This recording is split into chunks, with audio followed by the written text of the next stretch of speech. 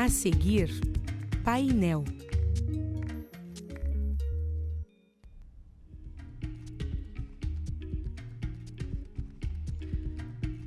Olá, boa noite. Terça-feira, 15 de janeiro de 2019. Está no ar o programa Painel. Você já deve ter ouvido falar que sem reformas o Brasil não anda, ou que para o país sair da crise é preciso fazer as reformas necessárias. E entre essas reformas está a da Previdência. Como ela deve ser feita e em que condições é o que a gente vai tratar hoje no painel. Lembrando que o painel apresenta uma novidade, é transmitido ao vivo ao mesmo tempo em diferentes plataformas. Neste momento estamos ao vivo pelo canal 4 da TV Aberta, pelo canal 14 da NET, pela Rádio PF na frequência 99.9 e no Facebook na página da UPF TV. E a gente conta, é claro, com a sua participação.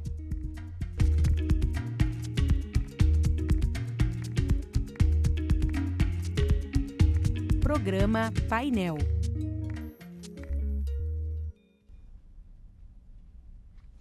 E para enviar as suas perguntas ou considerações é só entrar na página da UPF TV no Facebook ou mandar a sua mensagem por WhatsApp.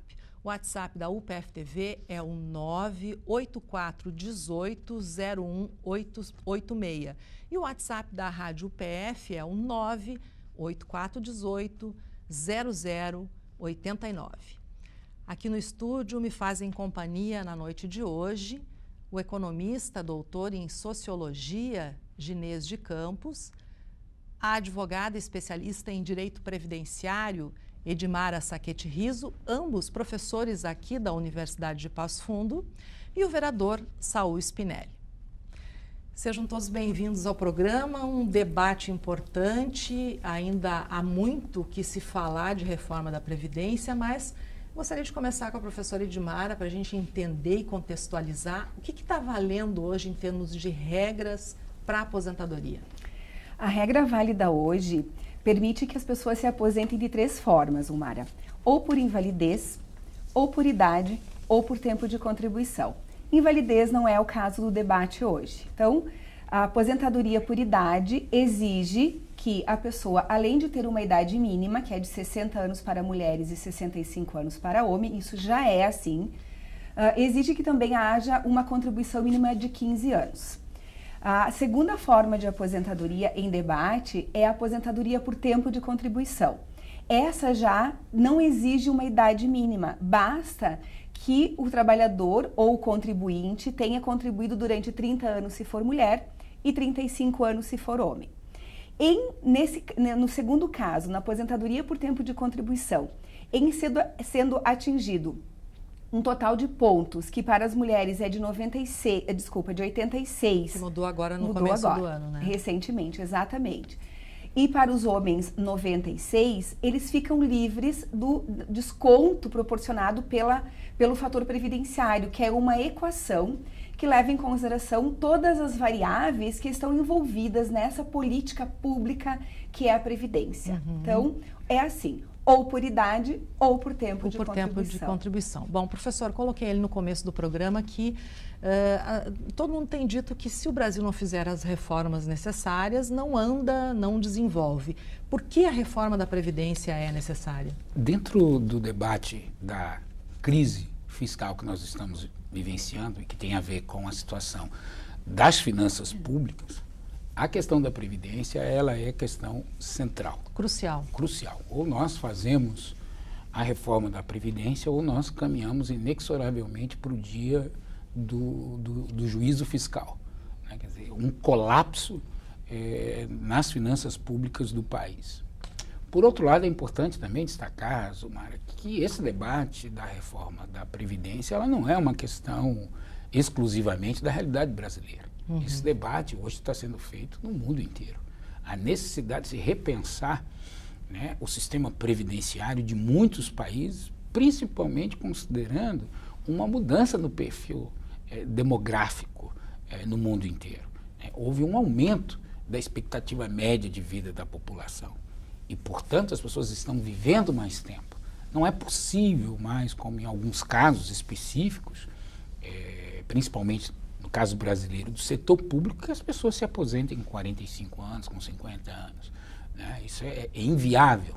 Não há como você sustentar um modelo considerando essa mudança do perfil demográfico. Nós vamos ter, nas próximas décadas, um maior número de pessoas acima de 60 anos, portanto, de pessoas idosas, e um menor número de jovens que fazem parte da base de contribuição dos que estão em situação de aposentadoria. Da forma como ela é hoje, ela é uma previdência deficitária, professor? Porque eu faço essa pergunta porque, na verdade, foi uma provocação de um ouvinte da Rádio PF, o Ricardo, do bairro Anes, aqui em Passo Fundo. Por que não se faz uma auditoria para saber se a previdência é deficitária ou não?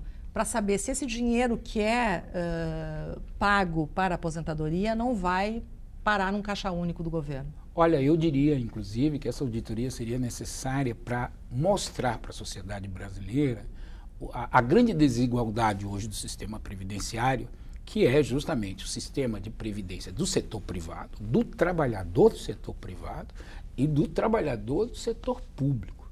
Né? Então, essa auditoria deveria ser feita, por exemplo, no meu ponto de vista, nas aposentadorias do setor público, onde estão as grandes distorções e a grande desigualdade quando você estabelece, né, uma relação comparativa entre a situação do trabalhador do setor privado e do setor público. Sumara, se eu puder contribuir só Pois rapidamente com as colocações do professor Ginês, essa auditoria, ela vai revelar aquilo que nós não sabemos, obviamente, que o governo tem escondido e seria a justificativa mais plausível, seria inteligente fazer uma auditoria assim. Mas, de qualquer forma, nós estamos projetando o futuro. Independentemente de haver ou não hoje um déficit real, ele vai acontecer. A política pública de previdência leva em conta dados demográficos e dados econômicos. Nós estamos diminuindo a população contributiva na atividade e aumentando a de inatividade. Então, independentemente de existir hoje um déficit, ele haverá de existir no ano que vem, ou em 2 ou em 10 anos, com certeza. Porque a conta não fecha, não é, professora Edmara? Mas gostaria de saber do vereador Saul Spinelli, o que seria uma reforma previdenciária justa em se tratando do trabalhador comum? Primeiro, Zumara, dizer o seguinte, que essa auditoria, que eu acho que é de comum consenso, né? É um consenso, as pessoas precisam dessa auditoria, ela não pode ser feita pelo governo. O governo sempre mente quando se fala em números da Previdência. O que é justo? Hoje nós tivemos, como o professor Ginês falou, essa discussão em vários países do mundo. Alguns, inclusive, já avançaram na reforma e já aprovaram. No caso da Suécia, da Holanda, dos Estados Unidos, o Chile, a própria Argentina. A Alemanha, 21% da sua população está na previdência do governo, né? E lá não se optou pela questão da capitalização que o governo brasileiro pretende fazer aqui. A Alemanha é um país que todos nós sabemos economicamente vitoriosa, né? Entende? Então aí nós vamos discutir agora o Brasil. O que nós estamos vendo na discussão? A discussão de aposentadorias de pessoas que não ultrapassa R$6.000. Ou seja, se deu tudo certo na vida do contribuinte, vai ser no máximo R$6.000. Ninguém vai ganhar 10, 15, 20, 30 mil. É nessas aposentadorias que estão mexendo.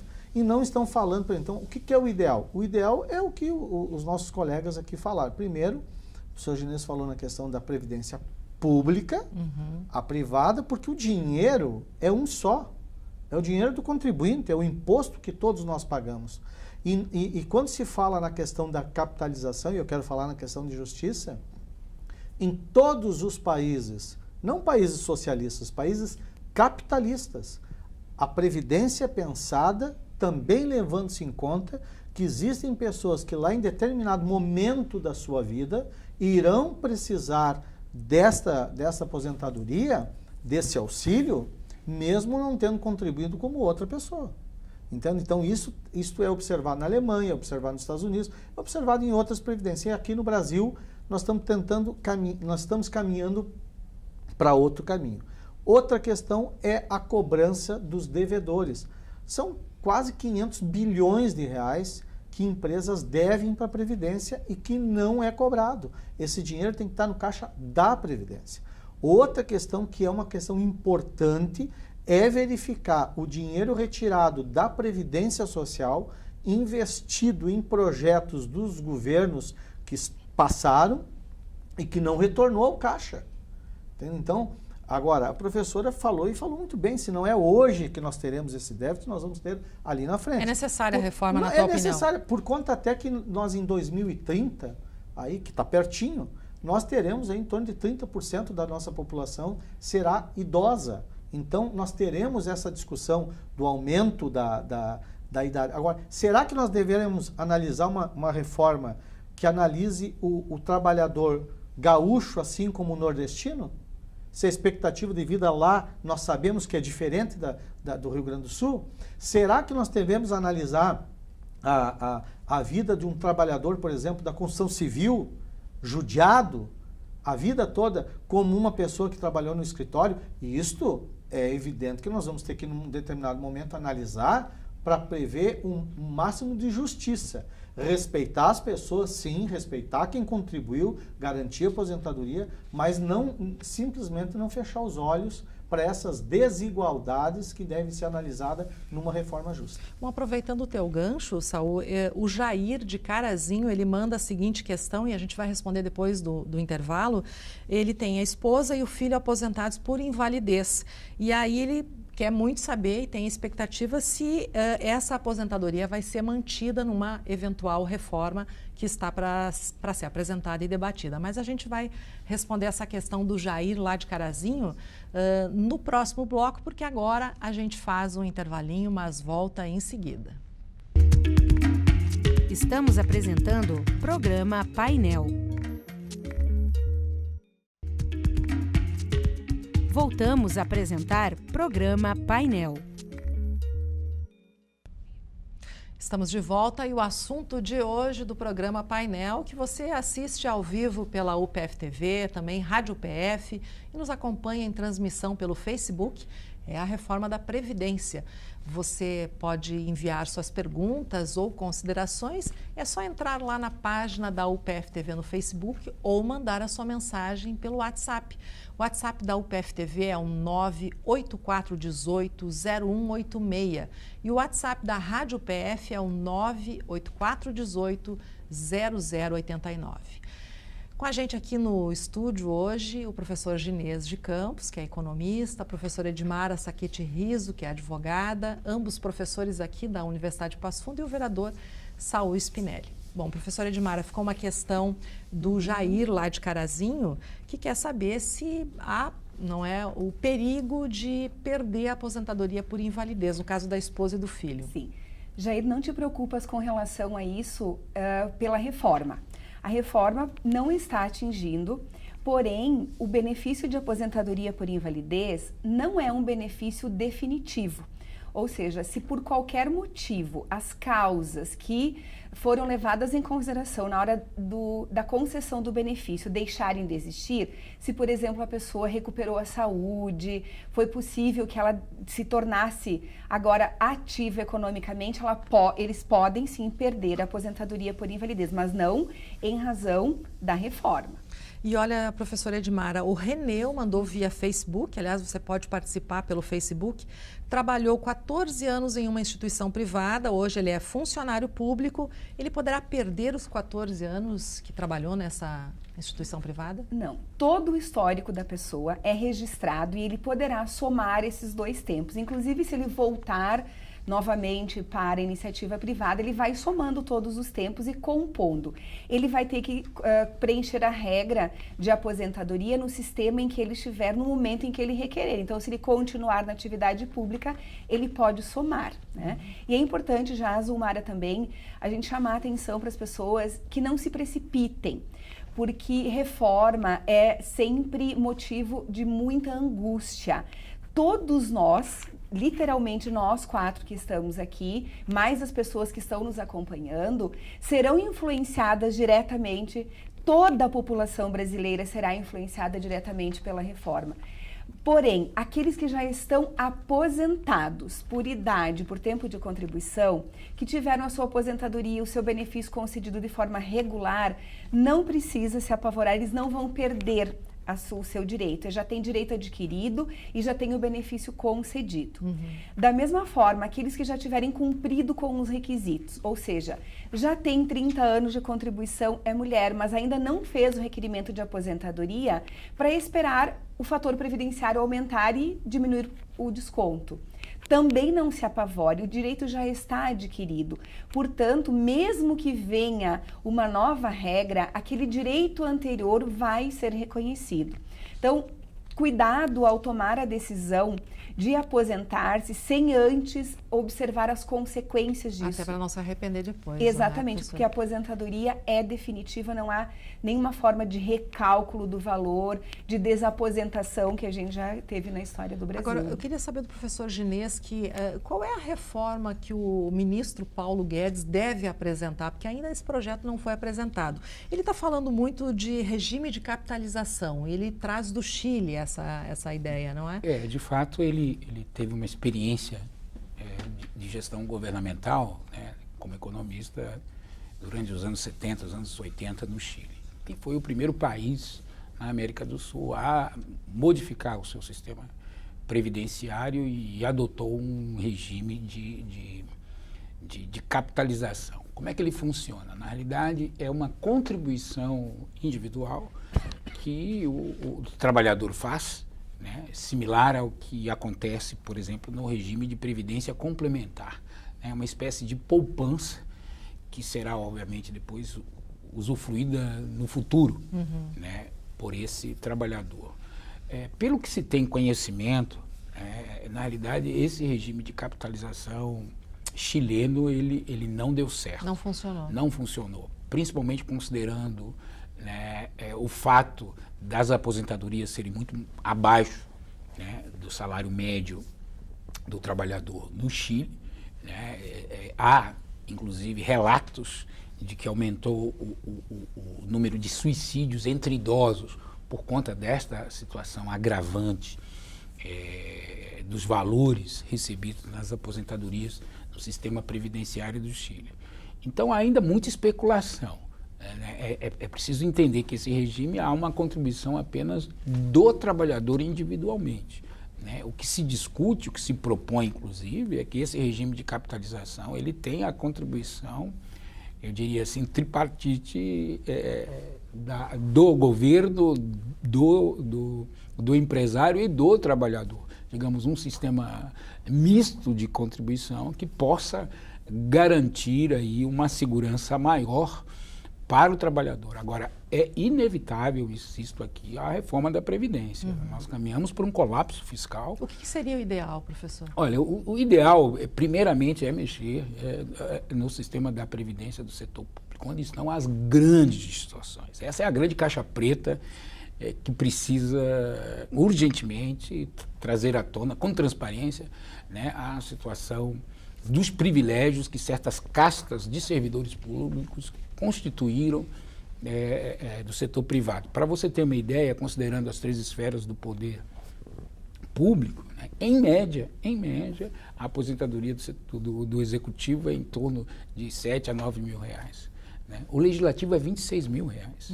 O judiciário é 28 mil. Nós estamos falando de salário médio. Quer dizer, isso significa que pode haver aposentadorias de 40, de 50, de 60, o máximo 70. da Previdência não chega a 6 mil.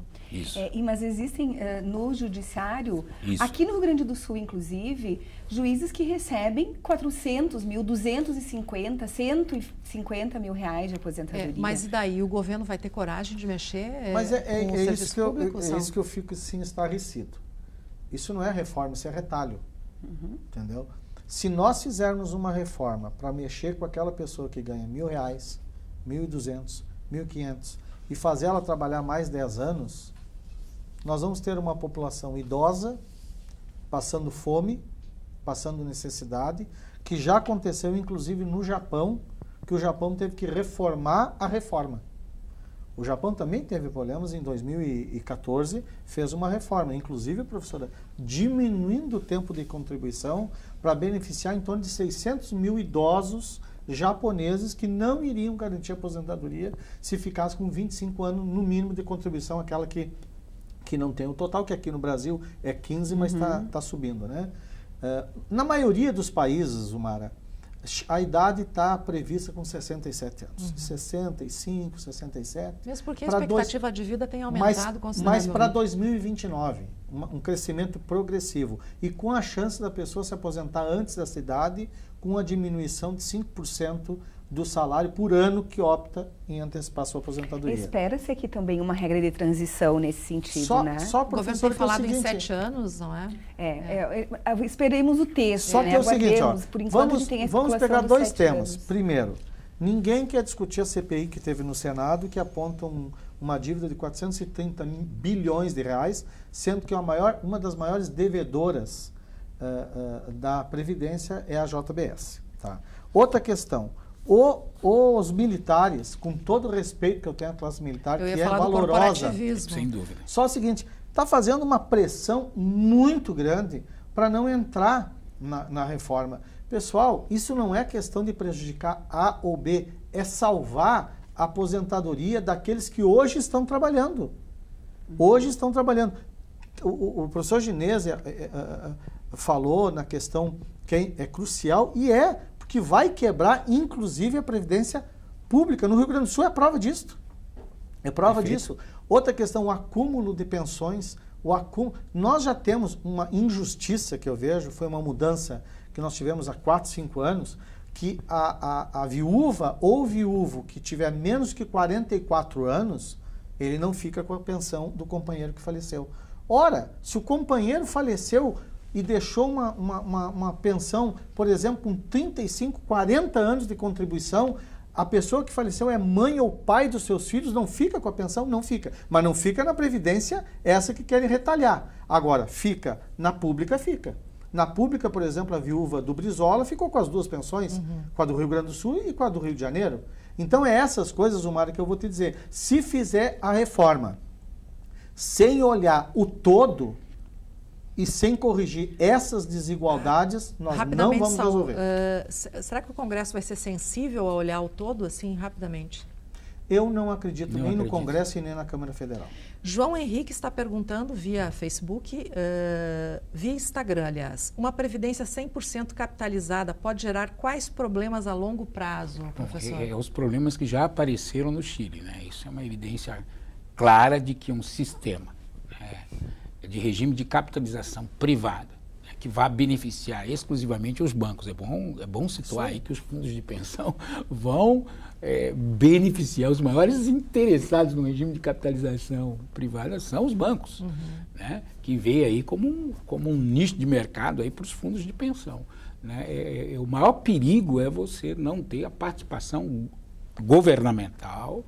É importante a gestão da Previdência pelo governo, um sistema de regulação que não permita que aconteça no Brasil o que aconteceu no Chile. A experiência chilena é uma prova concreta do fracasso desse regime de capitalização exclusivamente centrado na contribuição individual do trabalhador. Essa mudança, ela vai acabar com aquilo que é a base da Previdência, que é o princípio da solidariedade. Hoje, nós contribuímos todos com base na nossa capacidade contributiva e todos usufruem daquele fundo. Com o tempo, se qualquer um de nós 4 deixar de contribuir, mas chegar à velhice, chegar a ser idoso, velhice, essa é a palavra, esse é o termo, e não tiver contribuído, os outros 3 vão fazer o quê? Vão jogar no precipício?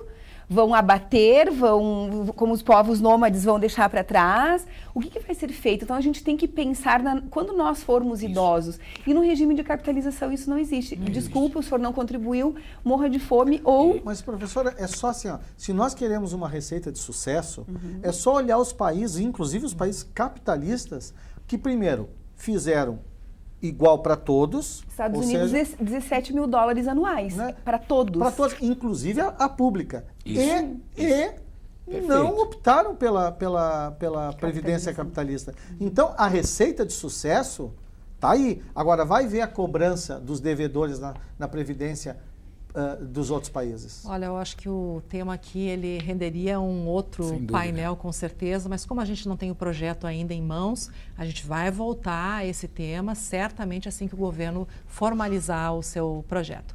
Obrigado pela presença de vocês. Olha, o tempo aqui passou rápido demais, o programa está encerrando. Muito obrigada pela sua companhia. O painel reprisa na UPF TV amanhã, quarta-feira, às 11 horas da noite e na quinta-feira, às 10 horas da noite. Na terça-feira é sempre ao vivo. Até lá!